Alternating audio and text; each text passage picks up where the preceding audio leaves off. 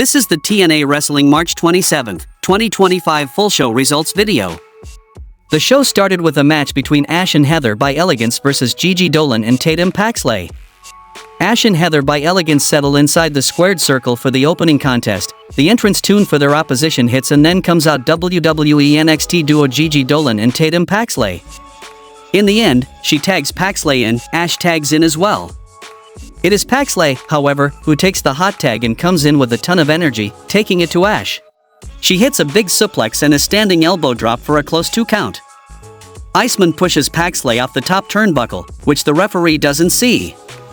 Heather gets involved as well, which sets Ash up for the top rope rarefied air finisher for the pinfall on Paxley, giving her team the win. After the match, the Elegance duo's Beefcake brings their cake over, but Dolan and Paxley attack them from behind, and then shoves Ash's face into the cake, and enjoyed it. Gia Miller is backstage with Leon Slater and it's announced he'll be facing Nick Nemeth tonight in the main event. Leon Slater says he's feeling a lot of things, and he's not quite sure what to think. Slater says tonight won't just be a match, tonight is going to be a fight. He says Nemeth shocked the world at Sacrifice when he betrayed him and the Hardys.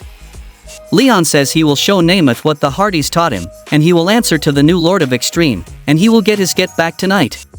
The next match happened between Chavo Guerrero and the Aztec Warriors versus First Class and Frankie Kazarian. First Class takes over after Navarro pulls some behind the referee's back shenanigans. Francis takes over and taunts the crowd. Octagon tries fighting back, but Francis splashes him in the corner. Chavo gets the tag and the crowd explodes as he hops over the ropes and goes to work. The pro wrestling legend hits any and everything that moves, easily handling Francis, Navarro, and Kazarian single-handedly.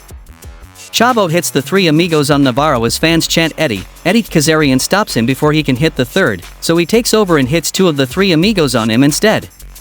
When he goes for the third on him, Francis cuts him off, then Francis does the Eddie Guerrero shoulder shimmy to taunt the crowd, but Chavo makes him pay for it. He hits the 3 amigos on him, and isn't stopped before completing all 3 on the big man. The Aztec Warriors go to the top on the same corner and hit a double dive onto Francis and Kazarian on the floor. Chavo hits the gory bomb on Navarro in the ring and then heads to the top rope and hits the Eddie Guerrero frog splash for the win. We get a vignette from Rosemary to continue the build for her ongoing rivalry with Zaya Brookside. Then a war of words between Mance Warner and Sami Callahan takes place. Santino Marella points out how both are handcuffed and there are a ton of security present to ensure nothing physical happens. The two sit on opposite sides of a table, with Steph DeLander on Warner's side, and they speak their respective pieces. DeLander also speaks up and they talk about possession being 9/10 the law when discussing their TNA Digital Media Championship. Santino Marella speaks up and says they need to promise not to damage any more company property or put any civilians in danger. Sammy calls DeLander a skank and she throws a drink in his face, which he can't cover due to his hands being cuffed. Santino yells at them to leave, then Warner and DeLander profess their love for each other and share a sloppy kiss while doing exactly. The next match happened between NXT's Jacy Jayne versus Masha Slamovich. We see when Slamovich goes for a big dive through the ropes to the floor, she is met with a big shot from Jayne. After a big follow-up from Jayne, she looks into the camera and vows that she's going to take over TNA. Masha counters by slamming Jacy frontways face first onto the ring apron from the floor. Back inside the ring, Slamovich builds on her offensive lead en route to hitting a snowplow for the pinfall victory. After the match, Tessa Blanchard, who was banned from ringside during the bout, runs out and beats down Slamovich until Zaya Brookside and Lang Lee run out to make the save. The next match happened between Eric Young versus Ace Austin. We see Austin hits click click boom to shift the offensive momentum in his favor. He climbs up on Young in the corner and hits the 10-punch sequence, with the fans counting along with each shot that lands. Austin hits a signature move for a close 2 count. Austin comes closer and closer to finishing Young off, but ultimately another dastardly demonstration of what true trust looks like from Young and the Northern Armory duo lead to Young taking over again. In the end, Eric Young hits a big piledriver to defeat Ace Austin by pinfall. After a commercial break, Joe Hendry comes to the ring and reminds everyone he is willing to defend his title against anyone from any company. All someone has to do is pick up the phone and tell Santino Marella they want a shot at the champion.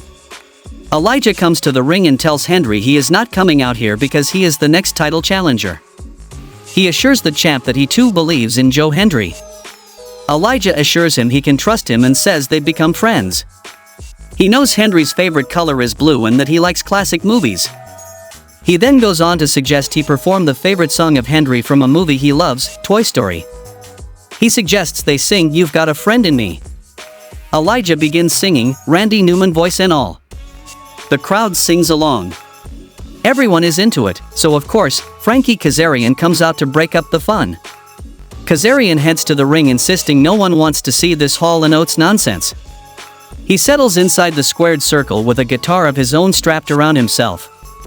He tells Henry and Elijah they are legitimately accomplished musicians, but everybody knows real men play bass guitar.